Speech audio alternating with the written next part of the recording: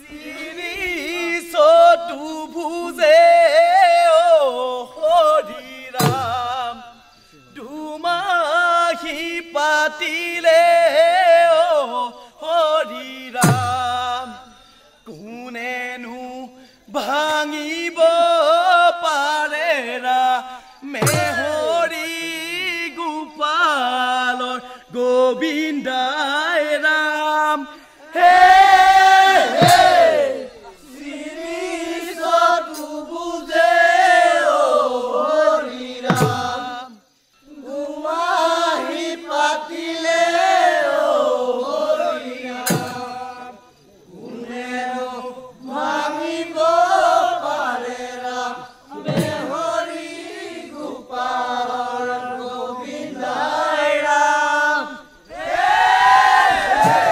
মৰাণসকলৰ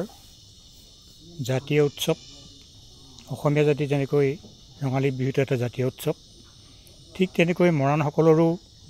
এই ৰঙালী বিহুটো এটা প্ৰধান জনগোষ্ঠীয় উৎসৱ ৰঙৰ উৎসৱ কৃষিভিত্তিক ৰঙৰ উৎসৱ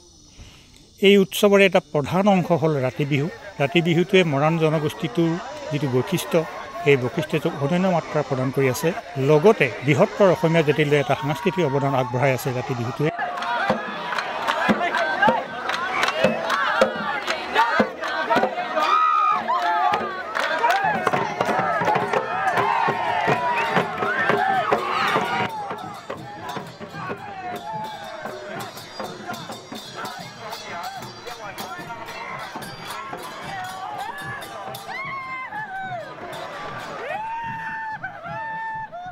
মৰাণসকলৰ এই ৰাতি বিহুটো চ'ত মাহৰ পৰাই প্ৰাৰম্ভিক প্ৰস্তুতি চলে গাঁৱৰ যৌৱনে দকমকাই থকা হুঠাম ডেকাসকলে অৰণ্য বন বননিৰ পৰা কাঠ বাঁহ গেৰুৱা পাত অথবা জেঙু পাত সংগ্ৰহ কৰি আনি গাঁওখনৰ ডেকা গাভৰুৰ প্ৰয়োজন মতে এটা দুগুঠালি ঘৰ সাজে তিনি মাউলীয়া মৰাণসকলৰ এই বিহু ঘৰটো অকল নৃত্য গীতৰ ঘৰেই নহয় এইটো এটা পবিত্ৰ মন্দিৰ হিচাপে গণ্য কৰে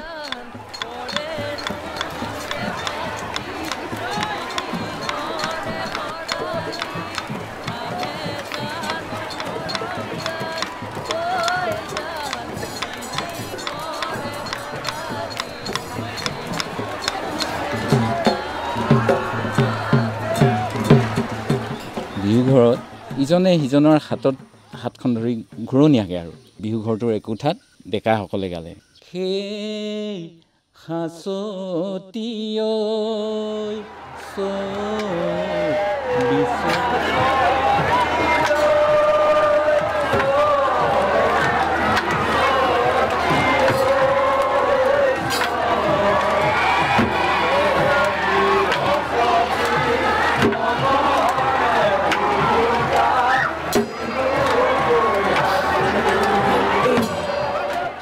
আনটো খোচাত গাব জীয়ৰীসকলে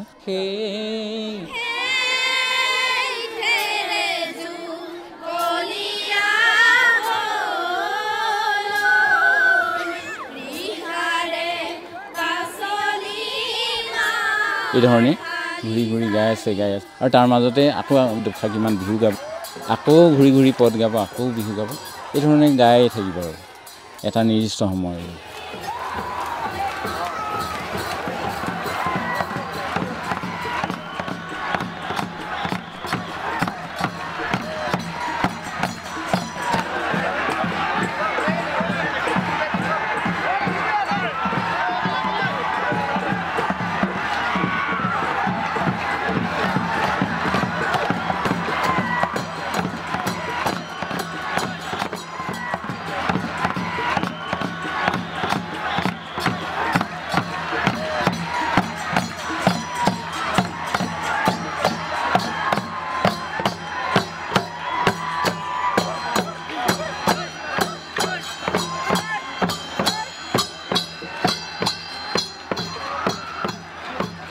মৰাণসকল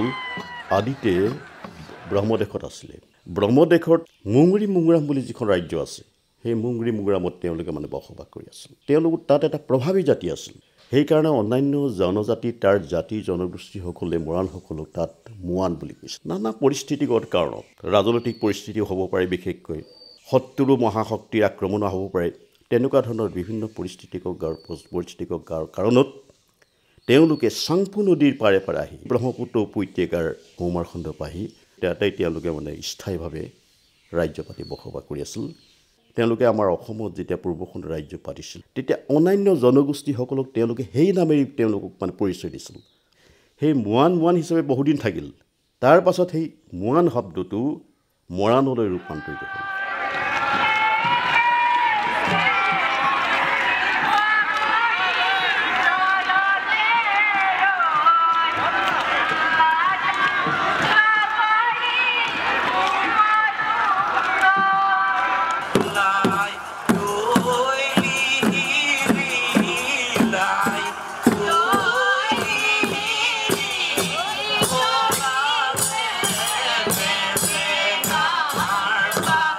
ৰাতি মাজনিশাৰ পিছৰ পৰা যিসকলে চাবলৈ অহা ডেকা ল'ৰা তেওঁলোকক গাঁৱৰ ডেকা ল'ৰাই আহ্বান জনাই বিহু কৰিবলৈ তেওঁলোকক ঢোল দিয়ে ঢোল দি সেই ঢোল লৈ তেওঁলোকে বিহু নাম আৰম্ভ কৰে বিহু নাম গোৱাৰ লগে লগে গাভৰুসকলে ঘূৰিবলৈ বাদ দি তেওঁ নাচিবলৈ আৰম্ভ কৰে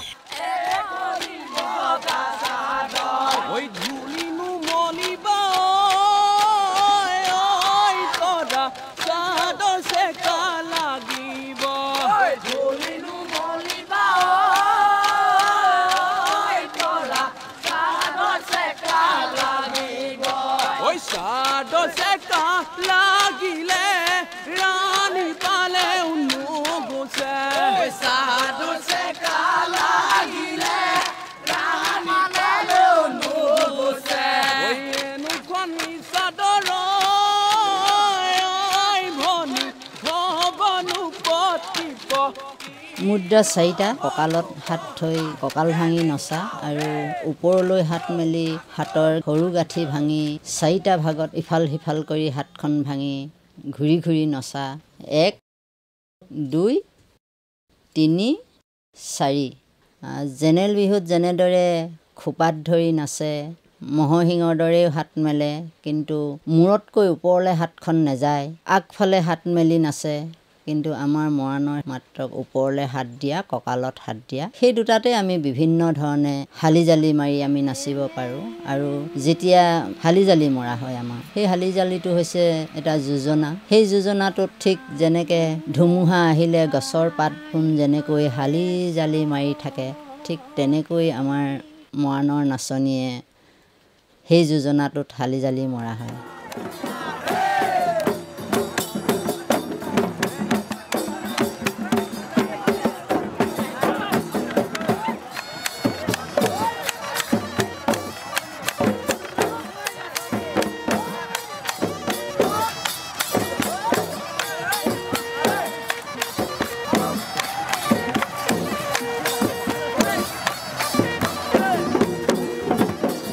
আমাৰ বিহুখনৰ ঢোল পেঁপা গগনা পাতই বন্ধা সুতুলি আৰু বিনটো আছে আমাৰ সাধাৰণতে ঢোলবিলাক গেনেট জাং জাং জাং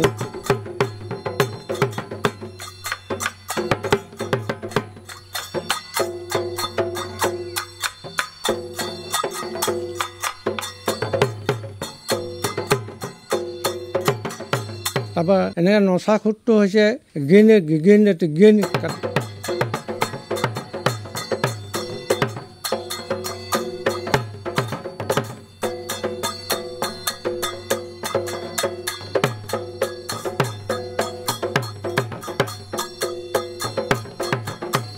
আজিকালি সাধাৰণতে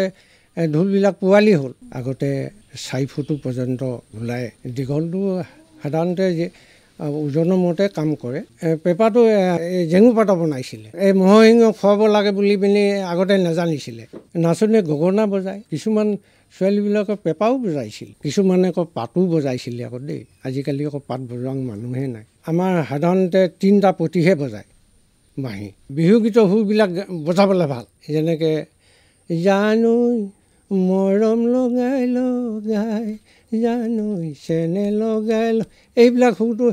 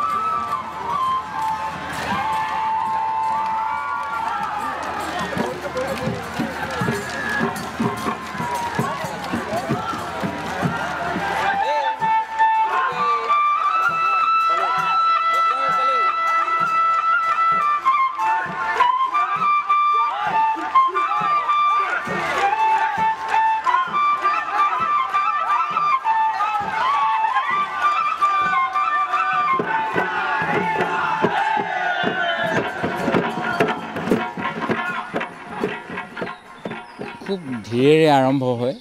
ধীৰ লয়ৰ পৰা মধ্য লয়তে প্ৰায় শেষ হোৱাৰ দৰে হয় দ্ৰুত লয়টো নাপায়গৈ এইটো এটা পৰম্পৰাগতভাৱে চলি আহিছে আৰু এটা কথা যিহেতু গোটেই নিশাই বিহু গায় তেওঁলোকে টোপনি ক্ষতিৰ কোনো মানে অনুভৱ নাথাকে সেই আজি নিশা গালোঁ দিনত অকণমান শুই ল'লোহি আৰু পিছবেলা গ'লোৱে বিহু তলিলে আকৌ গধূলি গ'লোৱে আকৌ গালোৱে আৰু গোটেই গতিকে সেইধৰণে গাই থকা হয় যেতিয়া নিৰ্দিষ্ট এটা গতি ধীৰ গতিৰ হৈ আছে এইটো এটা অনুভৱ কৰিব পাৰি আৰু বিহুগীতৰ যিটো সোৱাদ সেই সোৱাদটো আচলতে খুব খৰ ধৰ কৰি গালে সেই সোৱাদটো থকা যেন নালাগে গধূলি সময়ত কৈতালিত বহি লৈ ঐ চেনায় কথা কেও ভাবোঁ ঐ দেউ কি মনিছে কৰে সাজু ঐ চেনায়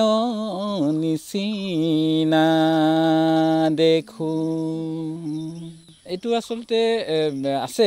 দেউৰীসকলে গায় তেওঁলোকৰ মাজতে এই চিঞৰটো আছে কাৰ্বি ৰাভা সকলোৰে ক্ষেত্ৰত আছে বড়োসকলৰো আছে এইটো মানে আমাৰ নৃগোষ্ঠীয় যিসকল লোক আমি অসমত আছোঁ সেইসকলৰ এই চিঞৰটো আছেই প্ৰকৃত অৰ্থত আছে কিন্তু হয়তো অকণমান বেলেগ বেলেগ ঐনিত্যমত সেই চিঞৰটো আহে নহয়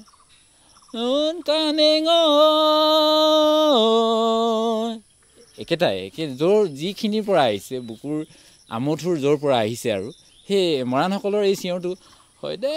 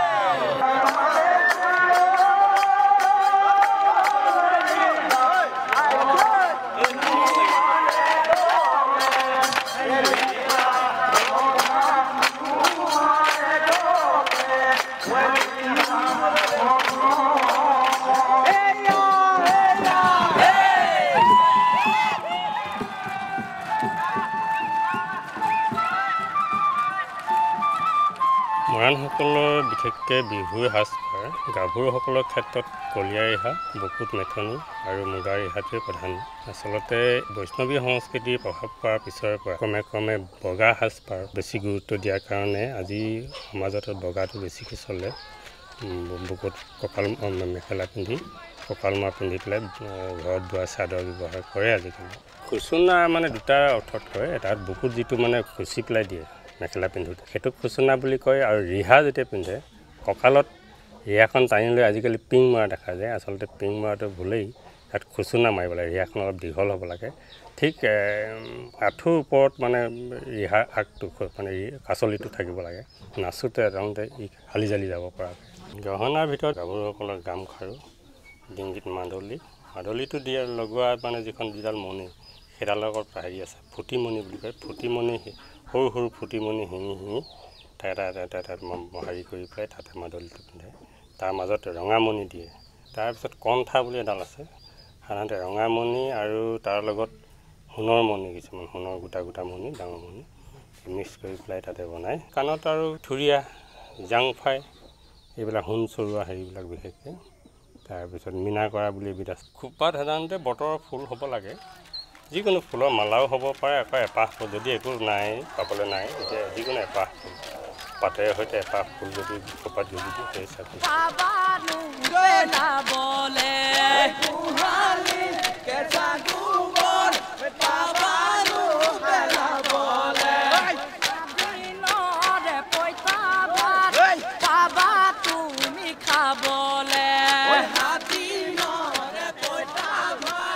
পাৰ্থক্য এনেকৈ কিছুমান নাচবিলাক এতিয়া ঢোলৰ চাপৰ গিন তাত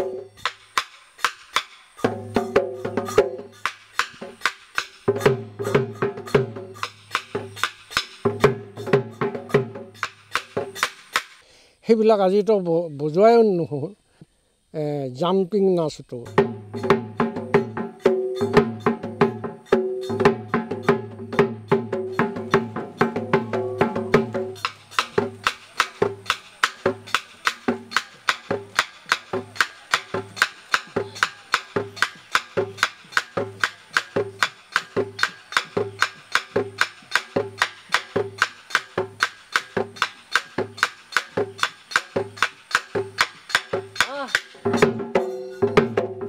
দুলভা মৰাণে সেই জাম্পিঙতে বহুত উৰিব পাৰে যে পখিলা মৰাটো উৰিব পাৰে। হালি জালি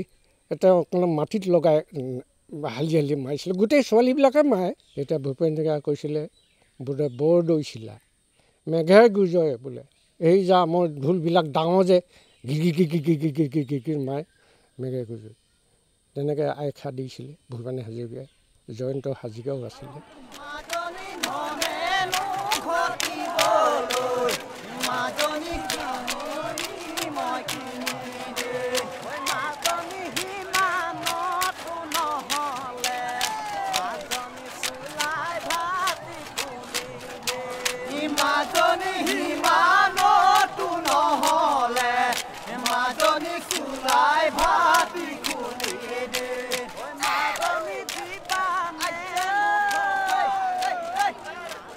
মৰাণ যুৱক হিচাপে গছতলৰ বিহুটো আচলতে আহিলে মানে আমি প্ৰতিখন গাঁৱত গৈ মেলি আমি আত্মীয় কুটুমৰ পৰা আদি কৰি অচিন ডেকা গাভৰুসকলক একলগ হৈ একতাৰে আমি সম্প্ৰীতিৰ ভাৱটো জগাই তুলিবলৈ আমি সুবিধা পাওঁ। আজিৰ তাৰিখতো উঠি অহা প্ৰজন্মসকলে পৰম্পৰাগত হিচাপে ৰাতি বিহুখন অনুষ্ঠিত কৰি আহিছে। জাতিটোৰ কাৰণে মৰাণ জনগোষ্ঠীটোৰ কাৰণে এটা শুভ লক্ষণ বুলি ভাবোঁ। বিহুতলীত ডেকা গাভৰুসকলে বিহু গীতৰ যোগেদি ইমানেই ধুনীয়াকৈ তেখেতসকলে গীতসমূহ পৰিৱেশন কৰি থাকে যে কোনোবাকে গাভৰুৱে মানে ডেকাসকলেও গাই থকা গীতবিলাকত নাচিবৰ কাৰণে তেখেতসকলে স্বয়ংক্ৰিয়ভাৱে আগবাঢ়ি যায়। এইটো এটা প্ৰকৃতিগত ব্যৱস্থা বুলি আমি ক'ব পাৰোঁ। ইয়াত কোনো ধৰণৰ হৈ হাল্লাৰ ব্যৱস্থা বা কিবা কিবি ডেকা গাভৰুসকলৰ যিবিলাক সমস্যা, এই সমস্যাবিলাক আমি বিহুতলীবিলাকত দেখিবলৈ নাপাওঁ। ইয়াত যিখিনি বাদ্যযন্ত্ৰ পৰিৱেশন কৰে, গীত পৰিৱেশন কৰে আৰু ডেকা গাভৰুসকলৰ যিটো নৃত্যশৈলী, এইখিনি আমি নতুন প্ৰজন্মসকলে চোৱাৰ অতি প্ৰয়োজন আছে। যিহেতু এটা জাতি জীয়াই থাকিবলৈ হ'লে এই সুকীয়া বৈশিষ্ট্যসমূহ আমি জীয়াই ৰাখিব লাগিব প্ৰতিজন নৱপ্ৰজন্মই।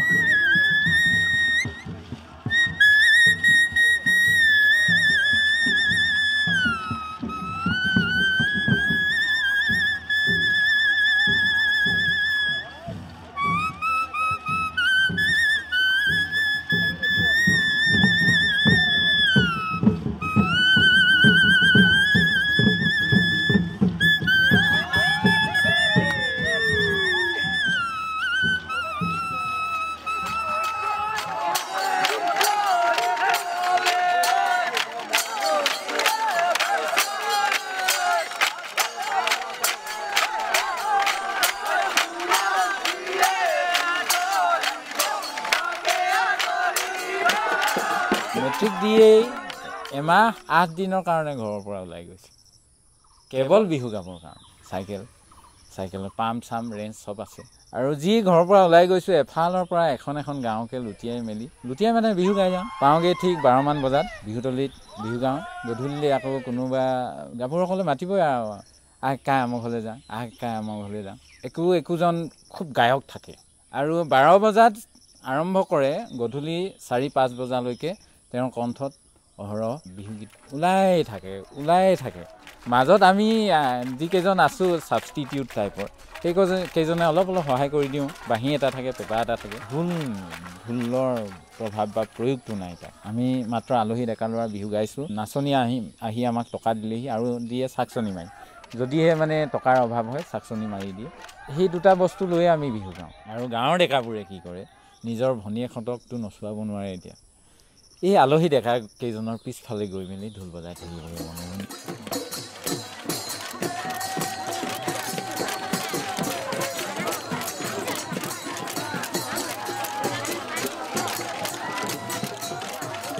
বহাগৰ প্ৰথম বুধবাৰে কেঁচাইখাতিশালত যেতিয়া বৰ বলি দিয়ে, ঢোল ডগৰ বজাই এটা উৎসৱ পালন কৰিছিল। এই উৎসৱটো অৱশ্যে তাতেই সৃষ্টি নহয়, চীন দেশত যদি বিহু উৎসৱ, তাৰপিছত আমাৰ ইয়াতে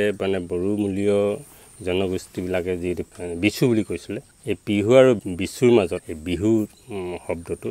পৰৱৰ্তী সময়ত দিয়ে হয় সেই উৎসৱটো আচলতে শদিয়া কেঁচা খাটিয়ালত বৰবলি পূজাৰ দিনত মৰাণৰ ডেকা গাভৰুসকলে এই পালন কৰিছিলে বলিৰ সময়ত এইখিলা দীঘল কলাপাতৰ ঠাৰিটো ওপৰলৈ কৰি পেলাই মাংসটো ঢালি দিছিলে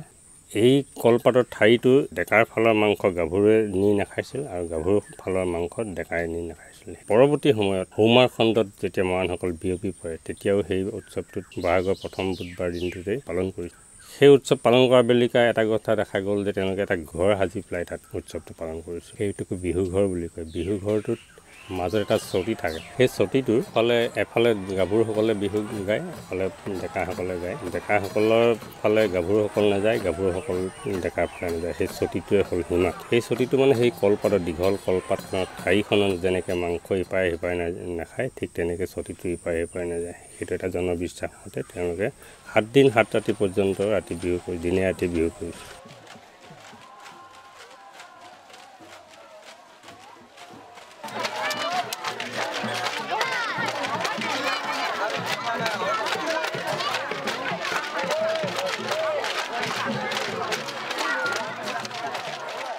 ৰাতি বিহুত আচলতে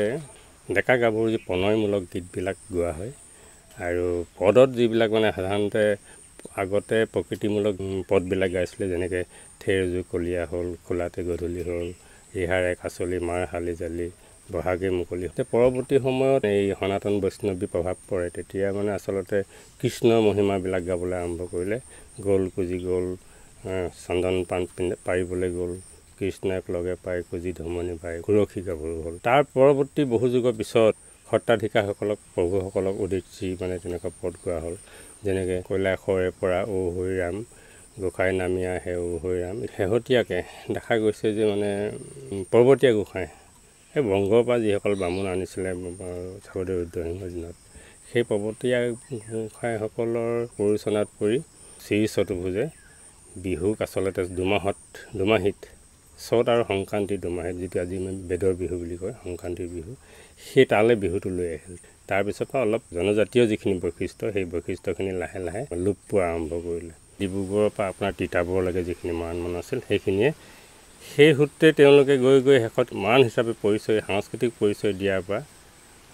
বঞ্চিত হ'লে তাৰ পৰৱৰ্তী সময়ত সত্ৰৰ ভিতৰত বলি পূজা কৰাৰ ব্যৱস্থাটো কৰিলে সেই বলি পূজাটো পাই পেলাই মৰাণ মানুহখিনি আশ্বস্ত হ'ল তেওঁলোকে সত্ৰত তেতিয়া সমোলঞ্চে সত্ৰৰ লগত বিলীন হৈ বৈষ্ণৱ ধৰ্ম গ্ৰহণ কৰিলে তাৰ পিছৰ পৰাই বিহুটো ধৰ্মমূলীয় হৈ গ'ল তাৰ আগলৈকে মানে আচল কেঁচা খাটিয়ালতে বিহু আৰম্ভ কৰিছিলে কেঁচা খাটিয়ালতে বিহু সামৰণি মাৰিছিলে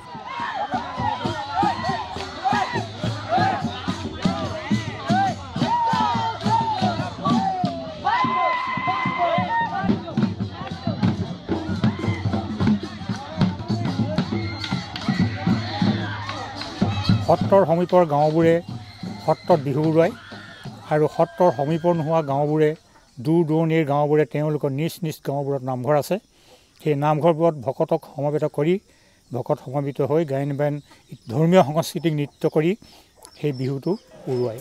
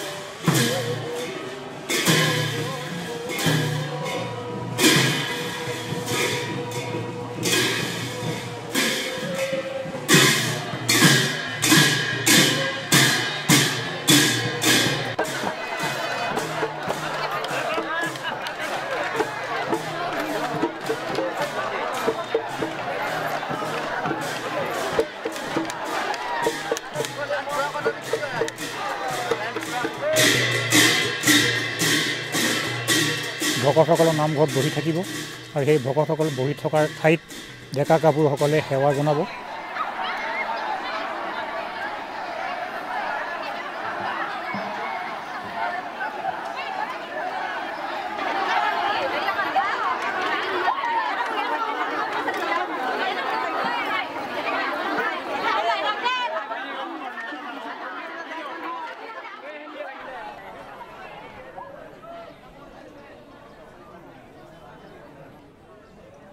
সেৱা জনাই বিহু সামৰিছোঁ বুলি সিদিনাৰ পৰা বিহু সামৰি কৃষি কৰ্মত লাগিবৰ কাৰণে ভকতসকলে বা গুৰুৱে হ'লেও আশীৰ্বাদ দিব। তেতিয়াৰ পৰাই মৰাণসকলে কৃষি কৰ্মত লাগে বুলি এটা জনবিশ্বাস আছে। 1253 খ্ৰীষ্টাব্দত চৰাইদেউত মৰাণসকলৰ ৰাজ্য আছিলে। আমাৰ ৰজাৰ নাম আছিল মানে বদৌচা। তাৰপাছত চুকাফা আহিল। চুকাফাৰ সৈতে মিত্ৰতা কৰি এখন বিশাল আহোম ৰাজ্য হ'ল আৰু সেই আহোম ৰাজ্যত আমাৰ সমান সমান অধিকাৰ আছিলে। তাৰপিছত এনেকৈ বহুদিন তেওঁলোকে ৰাজ্য পাতি আছিল। প্ৰায় 500 খ্ৰীষ্টাব্দৰ পাছত অৱশ্যে 1769 খ্ৰীষ্টাব্দত সম্পৰ্কত কিছু সংঘাত হয়, যিটো সংঘাত মোৱামৰীয়া বিদ্ৰোহ নামে জনাজাত। আৰু সেই মহাবিদ্ৰোহৰ পৰিণতিত আমাৰ যিখন বিশাল আহোম ৰাজ্য প্ৰতিষ্ঠা কৰিছিল মৰাণ আহোমে, এইখন দুটা খণ্ডত বিভক্ত হ'ল। মৰাণ মটকসকলৰ আৰু মোৱামৰীয়াসকলৰ কাৰণে এখন বেলেগ মটক ৰাজ্য সৃষ্টি হ'ল। তাৰপাছত 1805 খ্ৰীষ্টাব্দৰ পৰা 1842 খ্ৰীষ্টাব্দ পৰ্যন্ত মৰাণ মটকসকলে এই মটক ৰাজ্যত বসবাস কৰি আছিল। তাৰ পাছত 1842 খ্ৰীষ্টাব্দত আমাৰ এই মটক ৰাজ্যখন ব্ৰিটিছৰ অধীনলৈ গ'ল। যেতিয়া স্বাধীনতা আন্দোলন হ'ল ব্ৰিটিছৰ বিৰুদ্ধে, সেই আন্দোলনটোত আমাৰ মৰাণ মটকসকলে বা মোৱামৰীয়াসকল সম্পূৰ্ণৰূপে অংশগ্ৰহণ কৰিছিল। 1947 খ্ৰীষ্টাব্দত যেতিয়া ভাৰতবৰ্ষ স্বাধীন হ'ল, লগে লগে আমাৰ মৰাণসকলো স্বাধীন হ'ল। কিন্তু মৰাণ মটকসকলে মানে যিটো আশা কৰিছিল যে স্বাধীন অসমত তেওঁলোকৰ যিটো মানে আগৰ যিটো অস্তিত্ব, মহান যিটো অস্তিত্ব মানে সেই অস্তিত্বটো তেওঁলোকে মানে কিন্তু ঘূৰাই নাপালে।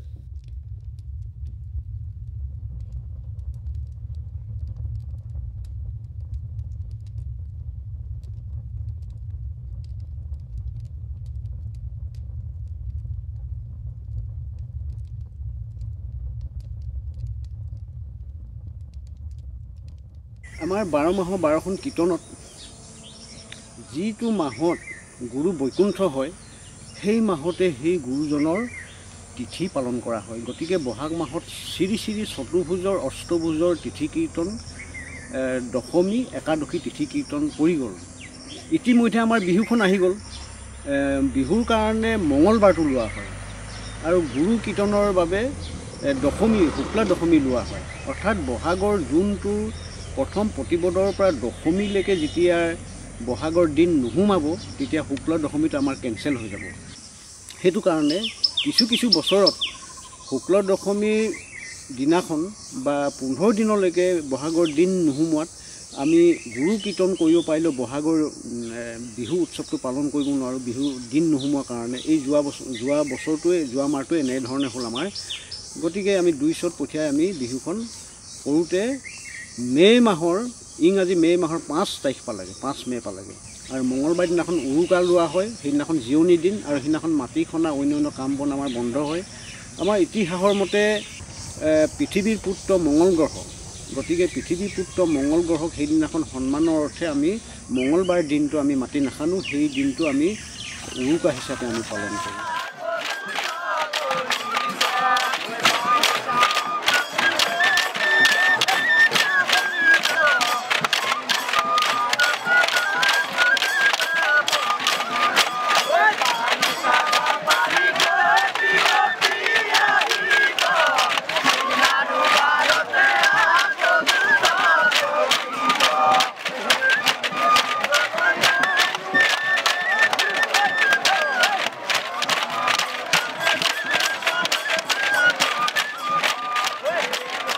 ডেকা আৰু গাভৰু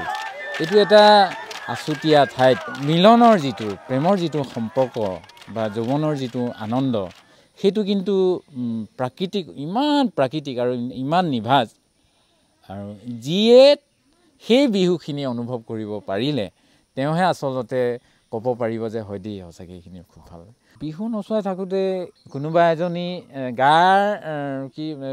ৰূপত ধুনীয়া নহ'ব পাৰে, ভাল নাচোন দিছে, তাৰ প্ৰতিও দৃষ্টি এটা থাকে। বিহু গাই থকা অৱস্থাত এটা থাকেই, মানে কোনোবা মানে এনেকুৱা এজনী গাভৰু হয়তো থাকিব পাৰে যে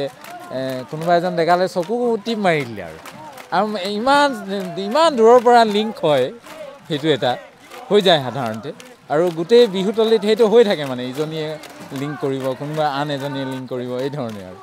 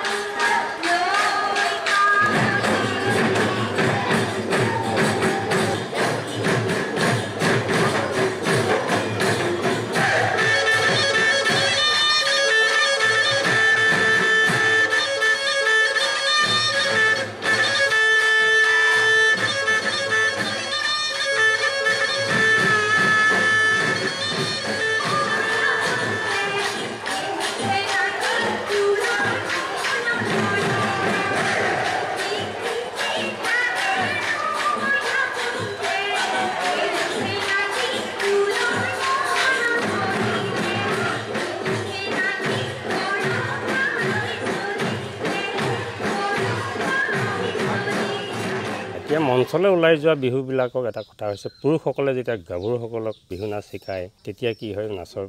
ভংগীবিলাকৰ অলপ বিকৃতি ঘটে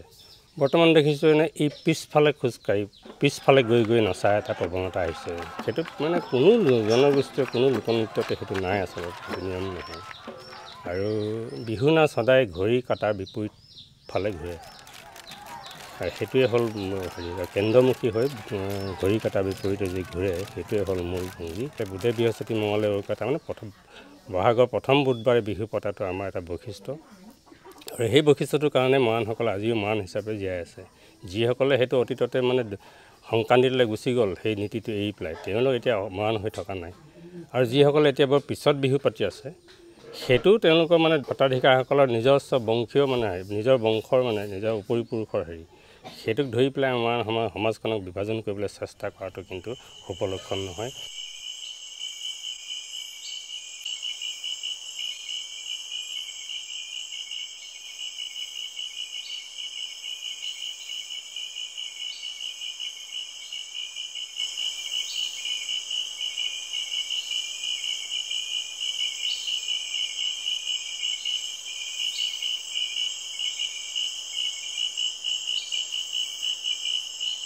এই ৰাতি বিহুটোৰ আন এটা বৈশিষ্ট্য হ'ল এই ৰাতি বিহুটো গাভৰুসকলক নিশা লৈ আহিব লাগিব আৰু বিহু গোৱাৰ পাছত ঘৰত অঞ্জাই থৈ আহিব লাগিব যেতিয়া গাভৰুসকলক ডেকাসকলে অভিভাৱকৰ ওচৰত খুজিবলৈ যাব এটা তামোল পাণ টোপোলা লৈ ডেকাই গাভৰুৰ অভিভাৱক ক'ব যে আপোনাৰ গাভৰুগৰাকী বিহু ঘৰত বিহু কৰিবৰ কাৰণে আমাক লাগে আপুনি অনুমতি দিয়ক তেতিয়া অভিভাৱকে ক'ব ঠিক আছে বাৰু মই গাভৰুগৰাকী দিম কিন্তু কোনো হৰণ ভগন বা অন্যান্য কিবা কিবি অন্যান্য অনীতি হ'ব নালাগিব তেতিয়া ডেকাসকলে এটা শপত লয় যে আপোনাৰ গাভৰু যদি কিবা হৰণ ভগন হয় বা অন্যান্য কিবা হয় তেনেহ'লে 6 লাখ আমি মাটিৰে তেনেকুৱা এজনী আপোনাৰ গাভৰু এগৰাকী বনাই দিবৰ কাৰণে আমি প্ৰতিশ্ৰুতিবদ্ধ